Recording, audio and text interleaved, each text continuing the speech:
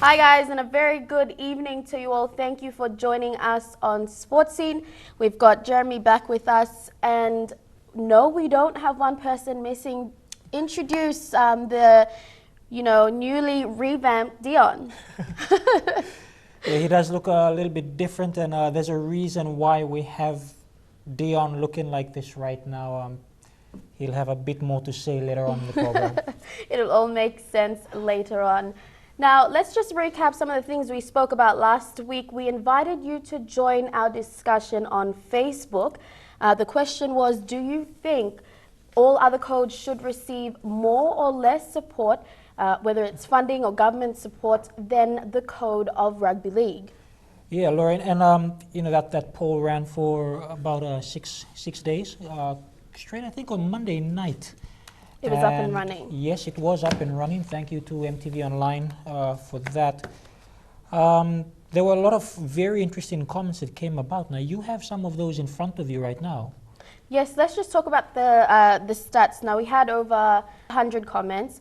Out of the 100, 90% said that all other codes should receive more support, if not equal support as rugby league, and 10% said less.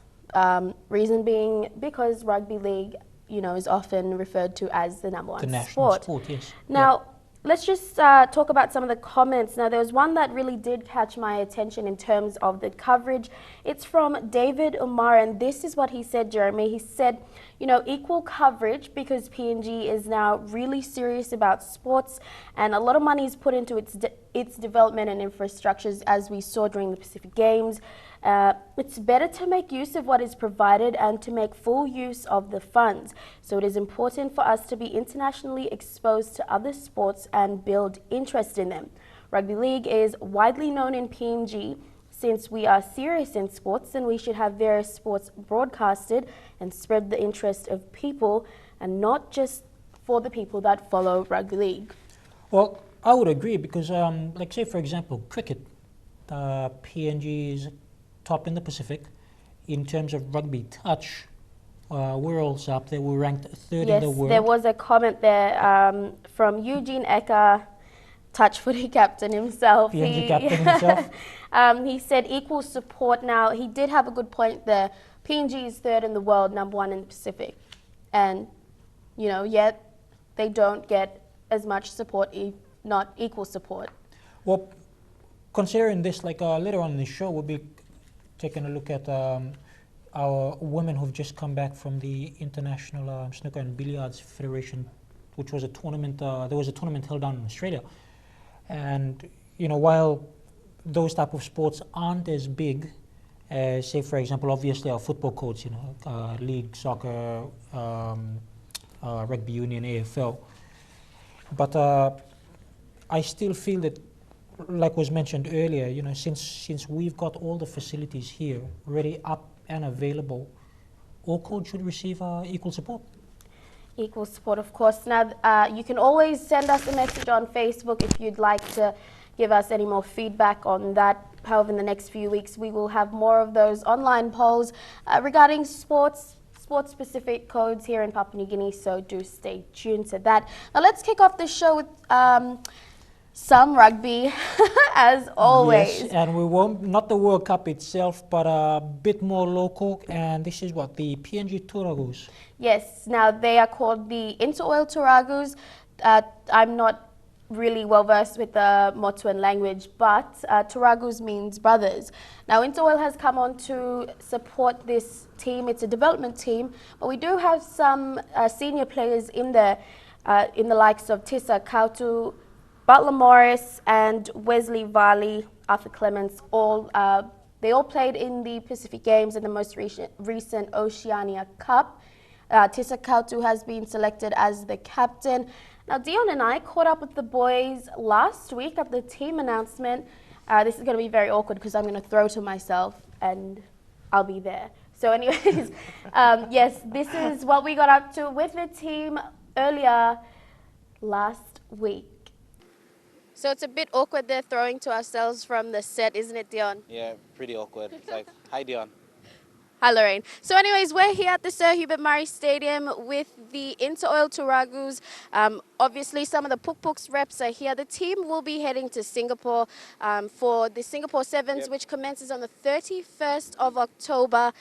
Behind us, Captain Tissa Kautu. Butler Morris is hiding somewhere there. All the familiar faces. Wesley Valley. We've got a few new boys in the team. We will introduce right now. So, Paul Nielsen. how long have you been playing rugby for? 4 years now. 4 years. Yeah. Well, where are you from? It's New Britain Central. 1.5 Central. Yeah, 1.5 Central. Governor. I don't know the place. Yeah. Hey, all right, now we have this tall guy here who may pass as someone from the Central Province, unfortunately. He's from the Pacific Islands. Cora, introduce yourself to the viewers that don't know who you are. Okay, thank you. My name is Corusetta Veni. Just call me Coro. Samoan, but I just usually call myself Sipik and Kerema. Why Sipik and Kerma? You don't even look like one. Because most of my friends are from there. Now, Cora, you're studying at PAU. How is studying and how do you manage studying and being a national rep here in Papua New Guinea? Okay, thank you. I think when you get your priorities right, I think you'll manage to survive. I'm not saying that rugby is still my priority. I was here for school, so first priority is education. It's part of fun, having fun, playing. Did you ever think that coming to PNG you will represent Papua New Guinea because you're a Samoan? Wouldn't you rather represent Samoa and rugby? I wasn't thinking of representing, but just from the Fora Cup, yes, I decided to represent the country. I've been here for almost 4 years now, so I think second home for me now. Yeah. William, good name. You might be a wallaby in the future. So William, tell us a bit about yourself, where you're from, how old are you, and how long you've been playing rugby for. Ni belum New Britain, How old are you? 21 years old. And what position do you play in the team? Backs forwards. We have a utility here. Are you excited to go to Singapore? Yes. All right. Nice to meet you. And we wish you guys all the very best. Thanks, guys, for your time. And Well, yes, we had William. We introduced the new faces. Even the senior boys are quite nervous. You'd expect Tissa to be the man in the front. But anyways, we wish you boys all the best. Unfortunately, we cannot travel to Singapore with them, but we will give you. can we travel? I don't know. Let's ask Oil Search if they can sponsor us. But we will give you all the updates to the boys while they're overseas.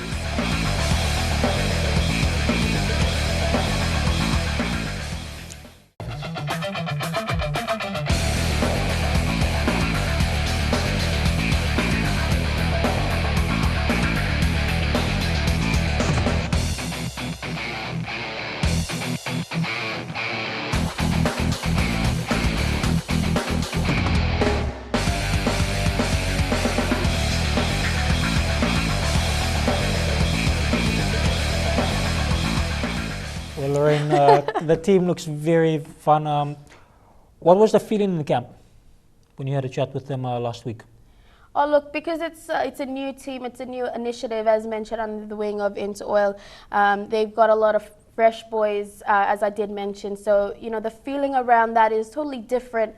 What the coach, Douglas Geis, is looking to do is actually use this to build up a team, the PNG Puk that will go on to the HSBC World 7 Series circuit qualifier later on in the year to qualify, of course, for the World Series circuit, and the Wellington Sevens, which kicks off next year, early next year. Now, this is also Dougie's first time as head coach, and let's take a look at what he had to say. You know, it's a big step going from assistant coach to head coach, especially going offshore. Well, I think he deserves it. I mean, how much more can he prove, considering the fact he's assisted under a number of other very good coaches as well. So I'm pretty sure that he would have gained a lot of that experience and, of course, his own as well in preparing this team. So let's take a look at what Douglas Geis had to say. Training's been pretty good. We've finalized the squad after the NPC a couple of weeks ago, and then it was good to have a hit out last weekend during the CRU tournament, and now we've got 15 guys I've selected that will carry us through with the InterOil Turagus to Singapore. Then follow that up with the New Zealand 7. So it's been pretty good squad to work with, good energy during the sessions. Yeah. Now, it's obviously known as the development team. Are you looking to build these guys up to carry on the Puk Puk's jersey next year for the World Series 7 circuit? Yes, we're using the InterOil Turagus, going under the InterOil Turagus banner to Singapore, and I've selected, if you can see in the squad, a fair few new players. So trying to build them up and see how they go, try some new combinations during the Turagus trip, and then we'll finalize our national team after that for New Zealand, the qualifiers in November. Yeah. Now, the boys fly out on Wednesday. Competition kicks off on the 31st of October, same day as the Rugby World Cup, so a big day for everyone. So we wish the boys the best of luck. Don't go anywhere. We have more football right after these short messages.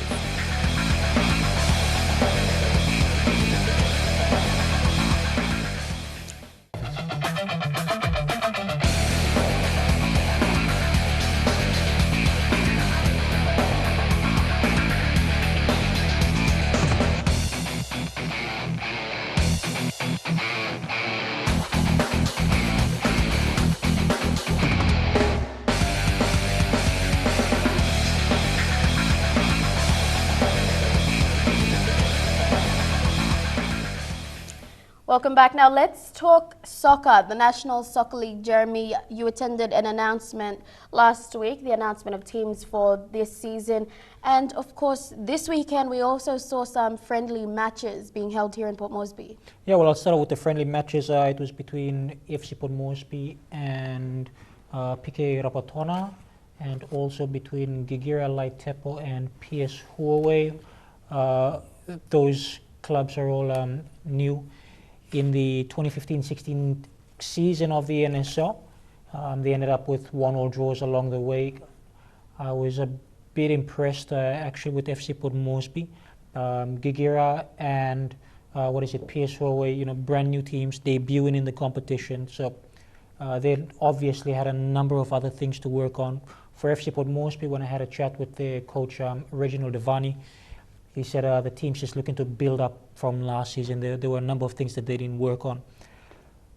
Away from the field and towards that announcement, Facebook was on fire in the sense that this year's competition will now see two conferences, one in the north, one in the south. In the Northern Conference, now there are 12 clubs altogether in the new look NSL. 6 are up in the north. Now this is Goroka FC, Madang FC, Besta, Lay City Dwellers, Morabe United, and of course Admiralty. And in the south it'll be Irama, PS Huawei, PK Rapatona, FC Port Moresby. I've forgotten who the others are. No, actually Hikari, apologies for that. Now, let's and the concern, however, is that it might lower the standard of competition if we have two separate conferences. And was that the debate over Facebook? That was. You'd think that if you were to expand the competition, let alone the game, and especially include another conference, that would, show good indications of the growth, not just of the code, but the expansion of the National Soccer League. Well, this is one of the very few, well-run competitions that we have in Papua New Guinea. So to see it expand to, other centers. Yes, yeah. other centers. Well, here's the thing. I know it's done in rugby union. That you have, your Arama Sevens, and then you've got the Black Orchid Sevens conferences, and then of course they do have the same system in rugby league. And personally, for me, I think it's a great thing. But one of the main reasons this was done, and this is something that NSL chairman Isaac Lupari was pushing for, is that it will save costs. Because if you have 12 teams and every week you have to fly from Port Moresby to Ley, from Madang to Port Moresby, from Goroka to Ley, and from Goroka to Pom, that's going to place a huge financial burdens on the clubs all over the country. Whereas by having them in conferences, see, perhaps to me the biggest beneficiaries will be the ones down here in Port Moresby. They don't really have that much to travel, unlike the three centers, Lei Medang and Goroka, who will have to travel up and down the highway. Now, Jeremy, just you are you were once a soccer star, I as won't you say said star. before, but you follow the code quite heavily. From an outsider's point of view, more of a supporter's point of view, having the NSL expand to centres outside of, Pomorsby, Lei, so on and so forth, wouldn't you think that would benefit the competition? Let's not talk about, it being financially affordable, so on and so forth. What are your thoughts on that? I think it will benefit greatly because, say, for example, I stayed in Goroka, played with the Goroka squad as well, and to have a big club like Medang FC, Lei City Dwellers, Morabe FC, traveling up to Goroka, pulling the crowd over there, that's what we want. We want to see people bringing their families, coming over, watching these games, bringing their kids along and saying, hey, look, if this is what I've come to watch and this is what I like watching, this is the sport that I will follow. But not even that, even, like for Goroka and many other teams, if this would be their first time into the NSL, how do you expect them to improve if they're not exposed to that level of competition? Oh, that's a really difficult question to answer because, like, say, for example, Hekari have just recruited 4 new players from Vanuatu to join them for the Oceania campaign that they have.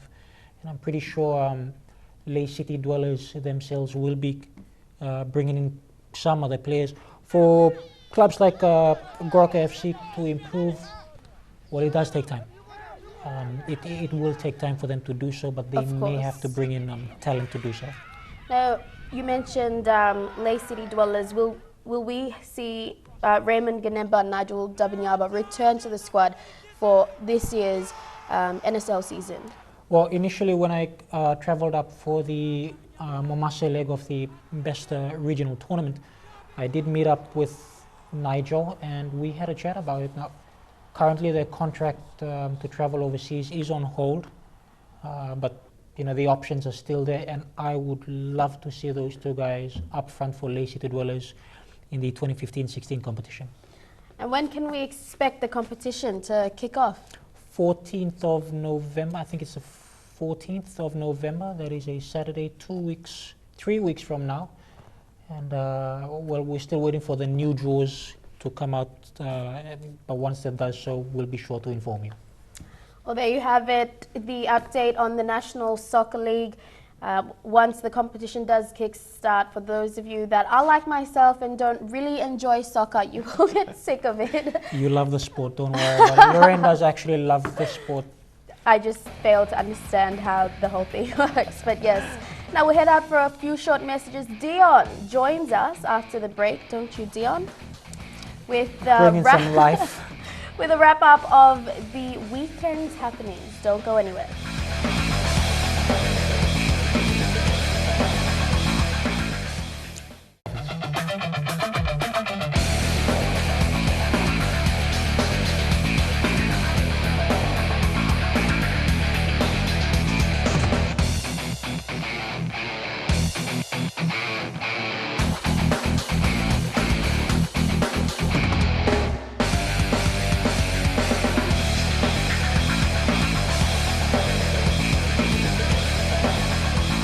Well, last week it was Elijah, and this time it's Dion.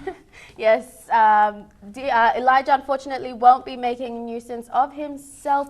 But Dion, hop away and tell us what happened over the weekend.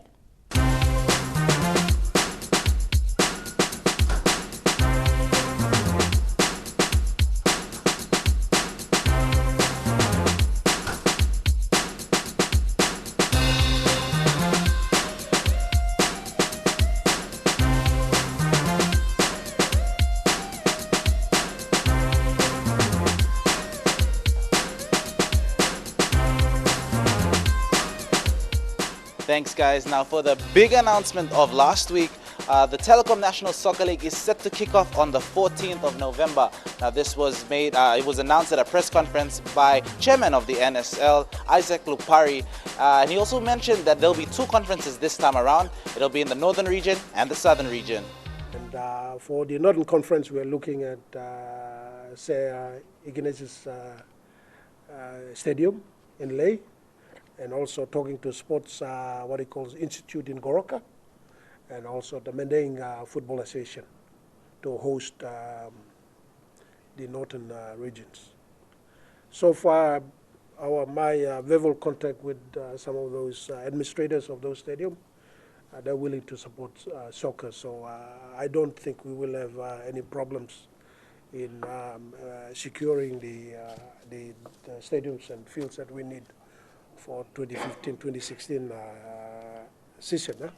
Now at another press conference, this time at Trukai Industries, Vice President of the PNG Weightlifting Federation, Frank Robbie, was emotional when asked whether Pacific Games champion Stephen Curry was available for selection, especially with the Olympic Games just around the corner.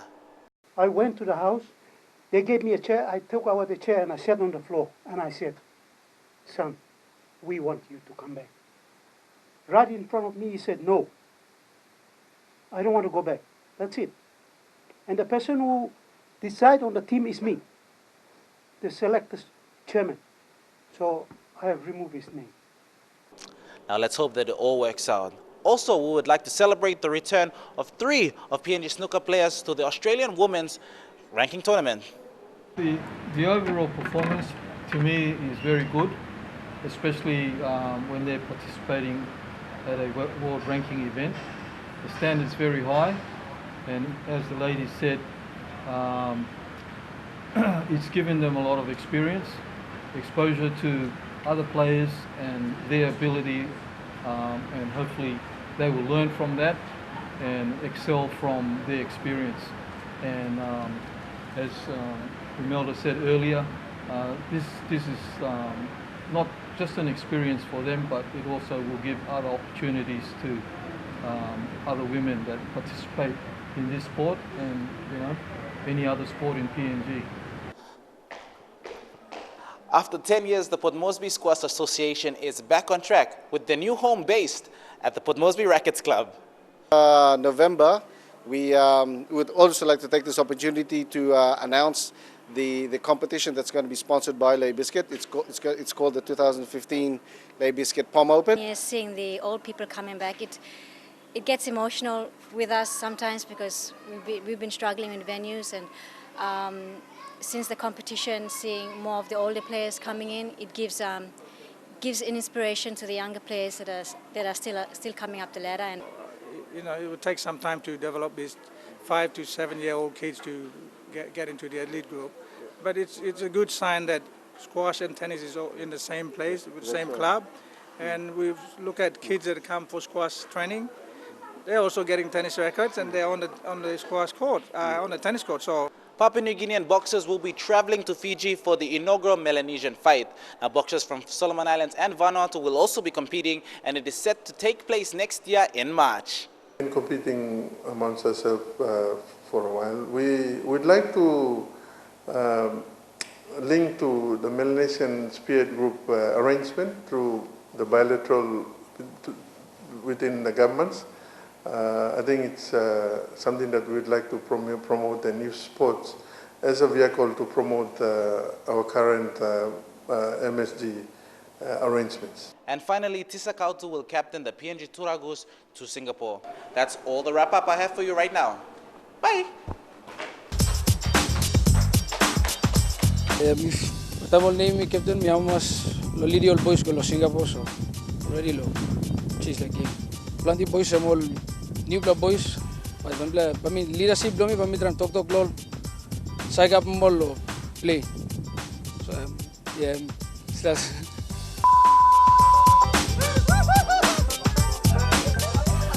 Now, after his little tour of Garden City, Dion is going to join us on set. Where is he? There we go. You're going to show your pause and everything. Well, he's obviously backing the Wallabies for the grand final, which is on the 31st of October. It kicks off Sunday morning for us here in Papua New Guinea. That's all we have for tonight. Thank you very much for joining us. We'll be back with more next Monday. Have a good evening and enjoy the rest of your week. Touch my hands.